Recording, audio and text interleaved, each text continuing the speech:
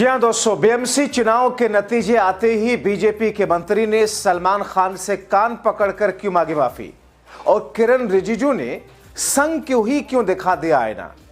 स्वागत है आप सभी का। आप देख रहे हैं द राजनीति का विशेष सेगमेंट खबर और विश्लेषण। मैं हूं जबार खान।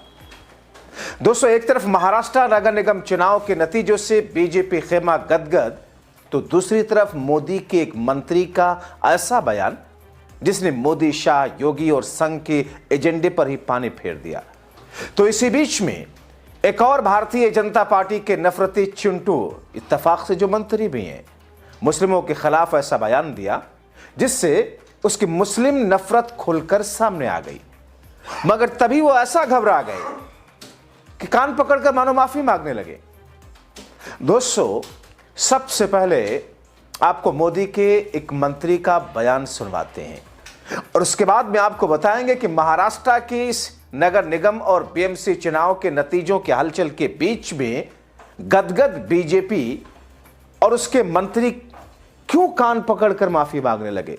सबसे पहले आप ये सुनिए, क्योंकि एक तरफ जहां संघ, मोदी, शाह, योगी और पूरा बीजेपी मुस्लिमों की बढ़ती आबादी पर चिंता जाहिर करते हुए न जाने क्या क्या अनाप शनाप बकते हुए नहीं थकते हैं, तो दूसरी तरफ ऐसा क्या हुआ कि मोदी के अल्पसंख्यक मंत्री किरण रिजिजू मुस्लिमों की बढ़ती संख्या पर खुशी जता रहे हैं। वो कहते हैं कि आने वाले समय में दुनिया में सबसे अधिक मुस्लिम आबादी भारत में होगी। भारत में अल्पसंख्यक, भारत में बहुसंख्यक सभी सुरक्षित हैं। किसी भी समुदाय को मजबूरन देश नहीं छोड़ना पड़ा और यहां सभी धर्मों को समान अधिकार और सम्मान प्राप्त है। यही भारत की खूबसूरती है। प्रोपेगेंडा ना फैलाएं। किसके लिए कह रहे हैं प्रोपेगेंडा वाला शब्द? मानव का तो संख्या बहुत बड़ा है। अभी मैंने इंडोनेशिया का मंत्री को बोल के आया कि अगले सेंसस आएंगे, मुझे तो लगता है कि दुनिया का सबसे ज्यादा आबादी वाले मुस्लिम मुल्क हिंदुस्तान होने जा रहा है। तो इतना ज्यादा संख्या है। अब पारसी को सोचिए, जिसका 52,000 बच गए हैं।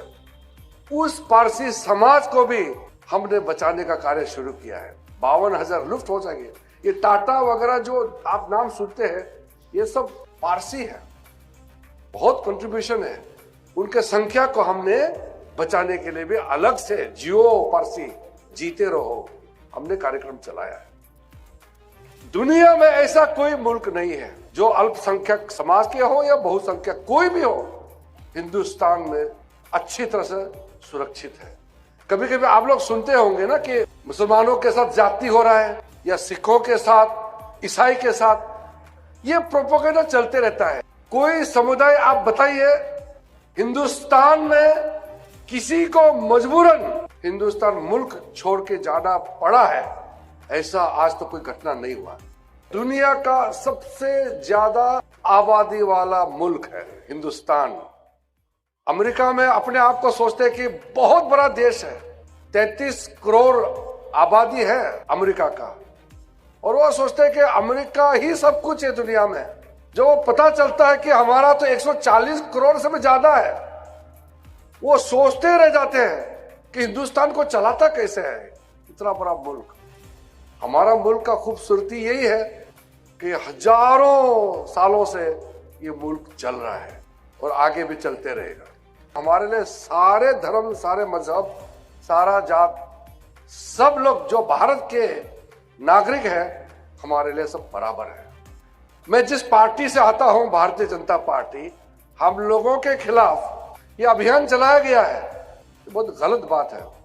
प्रधानमंत्री नरेंद्र मोदी जी ने जब नारा लगाया था सबका साथ सबका विकास, सबको सम्मिलित होते हुए, सबका प्रयास से, सबका विश्वास के साथ काम करना है, ये सिर्फ नारा नहीं है, ये हमारा काम करने का शैली है, ये हमारा सोच है। जब हम लोग सरकार में आए तब से देखेंगे सरकार का कोई भी कार्यक्रम, आप बताइए धर्म के नाम से किसी को सरकारी कार्यक्रम को लाभ नहीं मिला, ऐसा कोई है क्या? आप बताइए। और जो भी हमने काम किया, किसी धर्म मजहब के खिलाफ एक चोट पहुंचाने वाला हमने काम नहीं किया। मगर दोस्तों, एक और मंत्री का बयान जिसे वो दहाड़ बता रहा था और फिर कैसे भीगी बिल्ली बन गया, आपको सुनवाते हैं। क्योंकि महज मुस्लिम नाम होने से कैसे सलमान, शाहरुख, आमिर, सैफ के लिए ये नफरती चिंटू जो इत्तेफाक से मंत्री है, अपनी भड़ास निकाल रहा था, कैसे डर कर चूहों की तरह बिल में घुस गया, उसकी वानगी आपको दिखाता हूं। यूपी का मंत्री है रघुराज सिंह, अचानक सलमान खान से कान पकड़कर माफी मांगने लगा, कहता है गलती हो गई। मंत्री जी, आपने सलमान खान जी के बारे में क्या बयान दिया? वो दरअसल गलती से पत्रकार बंधु ने सलमान का नाम लिया है। सलमान खान तो अच्छे एक्टर हैं। मैंने शाहरुख खान के लिए कहा था कि शाहरुख खान हमेशा जब जब कोई पाकिस्तान पे परेशानी आती है तो उसमें 265 करोड़ रुपए दिए और मॉब लिंचिंग की जैसे बात करते हैं हिंदुस्तान में, ऐसे ही बांग्लादेश में वहाँ हिंदू मारे जा रहे हैं तो उसके विरोध में शाहरुख खान बोलते हैं। तो मैंने शाहरुख खान का नाम लिया है, वो गलती से सलमान खान का हो गया है। तो ये मैं पुनः अपना कहना चाहता हूं कि शाहरुख खान देशद्रोही हैं, इसमें कोई शक नहीं है। धन्यवाद। अब दोस्तों, इस मंत्री का वो बयान भी सुन लीजिए जिसमें इसने बड़े जोश में, नफरत में कहा था कि सलमान खान गद्दार है, इसको पाकिस्तान भेज दो। कैसे उस बयान से पलटता है, उसे गलती मानता है, क्या बयान दे रहा है। आइए सुनते हैं क्या कहा था उस नफरती मंत्री ने सलमान से, सलमान का नाम लेकर के, और अब कैसे इसकी सिट्टी पिट्टी गुम हो गई है। सलमान खान को लेकर क्या कहना चाहिए? देखिए, सलमान खान देशद्रोही है। सलमान खान को पाकिस्तान से ज्यादा प्यार है, पाकिस्तान चला जाए, क्योंकि हिंदुस्तान के हिंदुओं को अपना नैन मटक्का दिखाकर पैसा कमाता है और पाकिस्तान को सपोर्ट करता है, बांग्लादेश को सपोर्ट करता है, केवल मुसलमानों को सपोर्ट करता है और हिंदुओं से कमाता है। तो ये देशद्रोही है, इसको तो फांसी होनी चाहिए। और तो मैं हिंदुस्तान के हिंदुओं से अपील करना चाहता हूं कि इसकी पिक्चर कदापि न देखें। ये बेईमान है, चोर है, डकैत है और ये बदमाश भी है साथ साथ, क्योंकि हिंदुस्तान का पैसा चुराकर पाकिस्तान भेजता है। तो इसलिए इसको तो फांसी होनी चाहिए।